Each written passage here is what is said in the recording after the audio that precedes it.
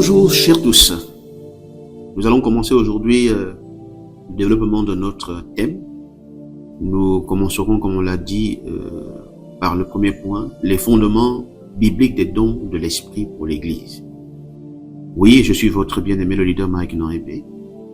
L'objectif évidemment de ce chapitre est de montrer que les dons spirituels tirent leur fondement dans les Écritures, surtout le Nouveau Testament, et que leur pratique dans l'Église demeure d'actualité. Déjà, dans la période intertestamentaire, c'est-à-dire avant la constitution de l'Église, les évangiles nous montrent, en particulier celui de Luc, qui manifeste un intérêt particulier pour l'œuvre de l'Esprit, plusieurs interventions de l'Esprit visant à faire prophétiser ponctuellement diverses personnes, en leur communiquant des révélations et les faisant prononcer des paroles inspirées.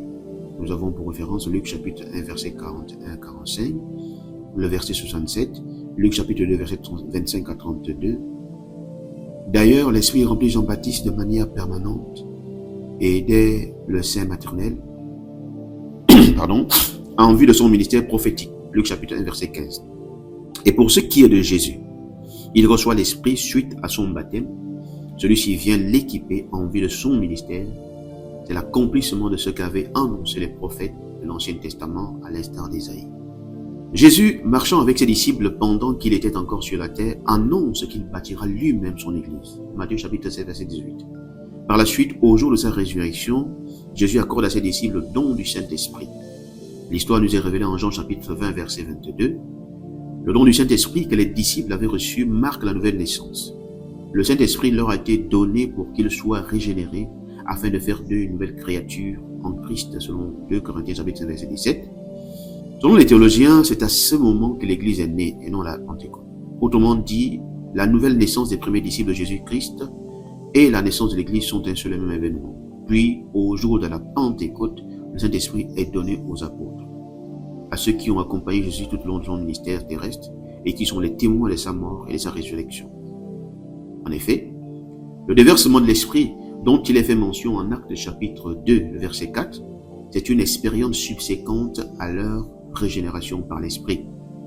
Autrement dit, le baptême dans le Saint-Esprit qu'ils ont reçu à la Pentecôte était une deuxième expérience et une œuvre distincte de l'Esprit en eux. Ainsi, bien-aimés, ces deux œuvres distinctes de l'Esprit dans la vie des disciples de Jésus sont normatives pour tous les chrétiens. Les chrétiens reçoivent le Saint-Esprit à la nouvelle naissance en Christ, au cours de laquelle ils sont régénérés. Ils doivent ensuite expérimenter le baptême du Saint-Esprit au cours duquel le Seigneur leur confère la puissance et la capacité de lui rendre un témoignage vivant. Selon Actes 1:8, Actes chapitre 5, verset 32. L'apôtre Pierre proclame lors de son premier discours évangélique que la promesse du don du Saint-Esprit est pour la génération de ses auditeurs de l'époque, pour leurs enfants, mais aussi pour tous ceux qui sont de loin, en aussi grand nombre que le Seigneur, notre Dieu, les appellera. Actes chapitre 2, verset 38 à 39. Nous sommes donc, nous autres, de ceux au loin que le Seigneur a appelés. Nous sommes l'Église d'aujourd'hui. Évidemment, il est normal que les apôtres furent le premier moyen que Jésus a choisi pour porter à la connaissance du monde, grâce à l'œuvre de l'Esprit, ce qu'il a fait et enseigné pendant son ministère terrestre.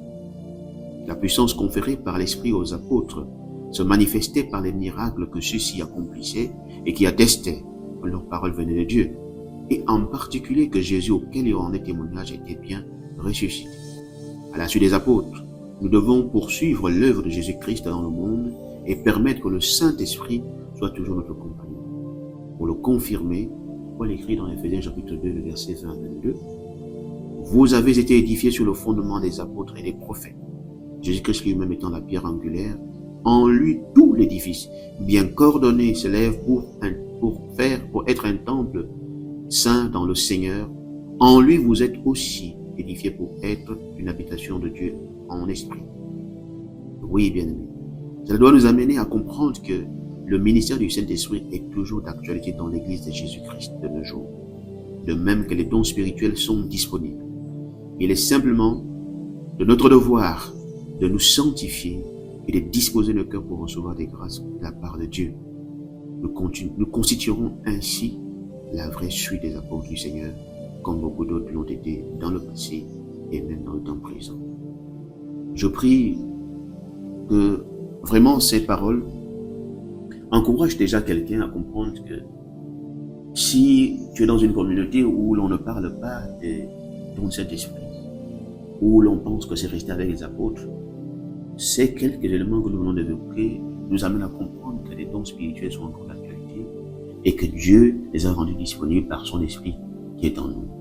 Vraiment que cette parole fortifie quelqu'un et t'amène à comprendre où tu dois te positionner et te préparer réellement lorsque tu vas dans les rencontres où les enfants de Dieu se réunissent à être un instrument que Dieu peut utiliser.